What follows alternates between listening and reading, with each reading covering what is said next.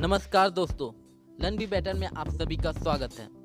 आज हम जानने वाले हैं कंप्यूटर में इनपुट डिवाइस और आउटपुट डिवाइस क्या है।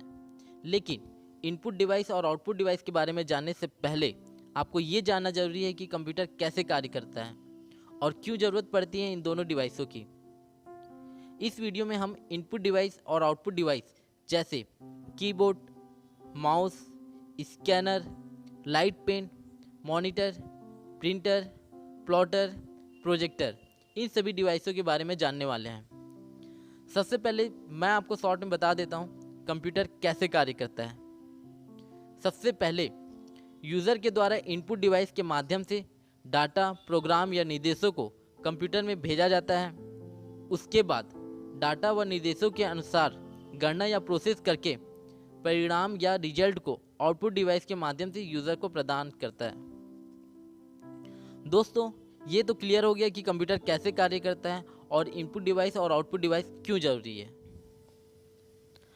आइए सबसे पहले समझते हैं इनपुट डिवाइस क्या होता है और इनपुट डिवाइस में कौन कौन से हार्डवेयर आते हैं। इनपुट डिवाइस क्या है? इनपुट डिवाइस एक उपकरण है जिसका उपयोग सीपीयू या कंप्यूटर सिस्टम के बाहर से इनपुट प्राप्त करने के लिए उपयोग किया जाता है। या फिर इनपुट डिवाइस कंप्यूटर हार्डवेयर है जो कैरेक्टर, नंबर, चित्र, ध्वनि, ऑडियो, वीडियो जैसे डाटा को कंप्यूटर सिस्टम में भेजने की अनुमति देता है।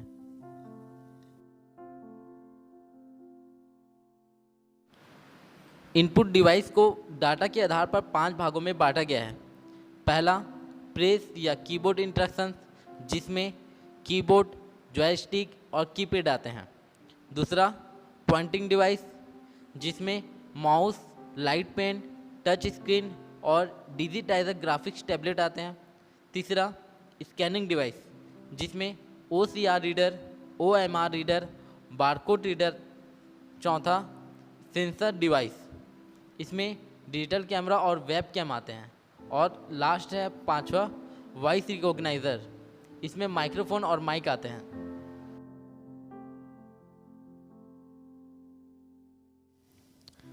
सबसे पहला और सबसे इम्पोर्टेंट डिवाइस होता है कीबोर्ड, जिसका उपयोग सबसे ज़्यादा होता है।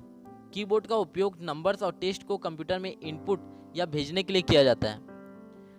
कीबोर्ड का निर्माण एक टाइपराइटर के निर्माण से प्रेरित था, जिसका मूल डिज़ाइन 1868 में क्रिस्टोफर लैंथम के द्वारा बनाया गया था। कीबोर्ड में टोटल 104 बटन होते हैं। इस कीबोर्ड के चित्र में कलर के माध्यम से बताया गया है कि कौन कौन से बटन हैं और इन बटन को क्या क्या बोला जाता है।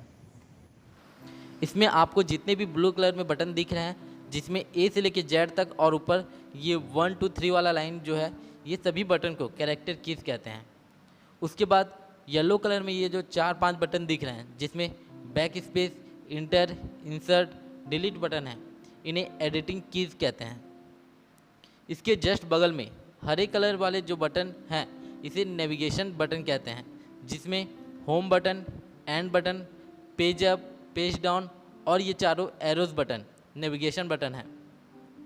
यहाँ राइट साइड में नंबर्स दिए गए हैं, जिसे न्यूमेरिक कीज कहते हैं। उसके बाद शिफ्ट, कंट्रोल, अल्ट बटन को मॉडिफायर कीज कहते हैं।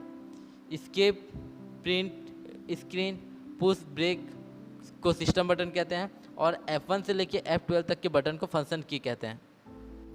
दोस्तों, पोर्ट के आधार पर कीबोर्ड अलग अलग टाइप के आते हैं। पहला, सीरियल कीबोर्ड।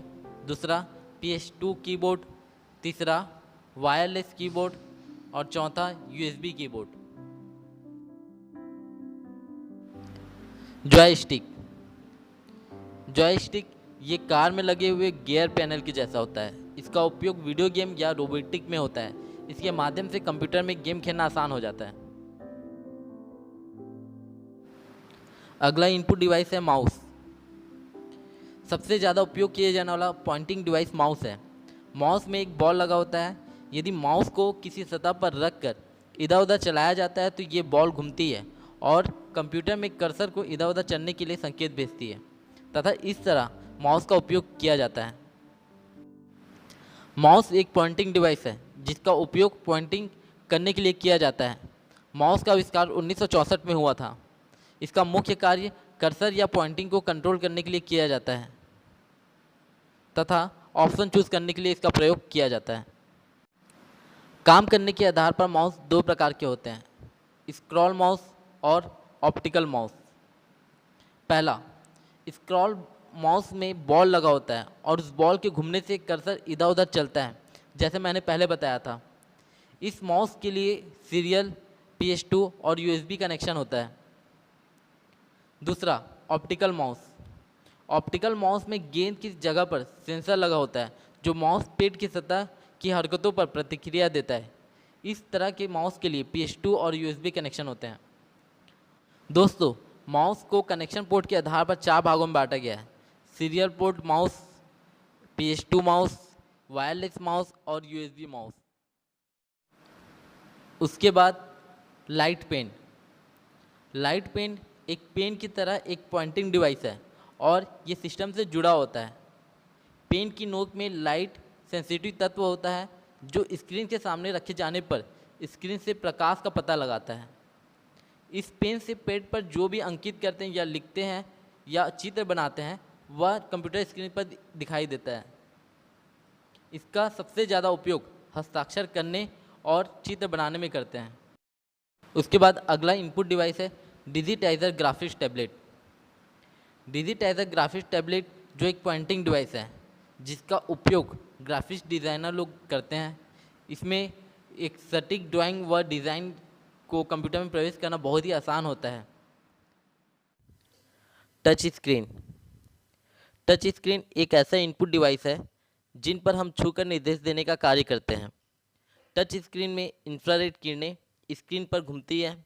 जब स्क्रीन को छुआ जाता है तो किरणों की गति प्रभावित होती है जिससे टच स्क्रीन डिवाइस द्वारा कोड कर ली जाती है। टच स्क्रीन का उपयोग हम डेली लाइफ में करते हैं। एग्जाम्पल, ATM मशीन, स्मार्टफोन और टच स्क्रीन कंप्यूटर।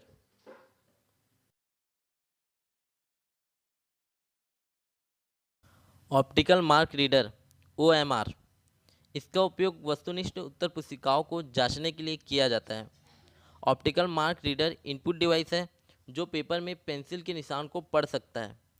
प्रतियोगी परीक्षाओं में ऑप्टिकल मार्क रीडर OMR का उपयोग किया जाता है।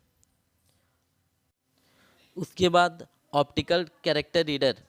इसकी सहायता से कागज पर लिखे हुए डाटा को पढ़ने के लिए उपयोग किया जाता है। Barcode reader. इसका उपयोग किसी भी दुकान या कंपनी में प्रोडक्ट में छपे हुए बारकोड को पढ़ने के लिए किया जाता है। बारकोड में 13 अंक होते हैं। बारकोड रीडर में लेज़र किरण का प्रयोग किया जाता है। इसमें लेज़र किरण द्वारा उस प्रोडक्ट के बारकोड को रीड करके कंप्यूटर में भेजा जाता है। Sensor device. वेबकैम एक सेंसर डिवाइस है। इसका उपयोग फ़ोटो या वीडियो को लेकर कंप्यूटर में भेजने के लिए किया जाता है। ये विशेषकर ऑनलाइन वीडियो कॉलिंग के लिए उपयोग किया जाता है। उसके बाद वॉइस रिकॉग्नाइजर में माइक्रोफोन या माइक। कंप्यूटर में ध्वनि व आवाज़ या ऑडियो फॉर्मेट के डेटा को माइक्रोफोन या माइक के द्वारा कंप्यूटर में भेजा जाता है। मॉनिटर। यह सॉफ्ट कॉपी प्रदान करने वाला एक लोकप्रिय आउटपुट डिवाइस है जो प्रोसेस डाटा को स्क्रीन पर दिखाता है। डाटा मॉनिटर पर डिस्प्ले होता है। वह छोटे छोटे बिंदुओं से बना होता है जिसे पिक्सल या डॉट कहते हैं। इसमें डॉट या पिक्सल जितने नज़दीक होते हैं चित्र की क्वालिटी उतनी अच्छी होती है। मॉनिटर को दो आधार पर बांटा गया है। पहला डिस्प्ले के आधार पर जिसमें मोनोक्रोम, ब्लैक एंड वाइट और कलर डिस्प्ले आते हैं। दूसरा तकनीक के आधार पर CRT, LCD, LED, TFT आते हैं।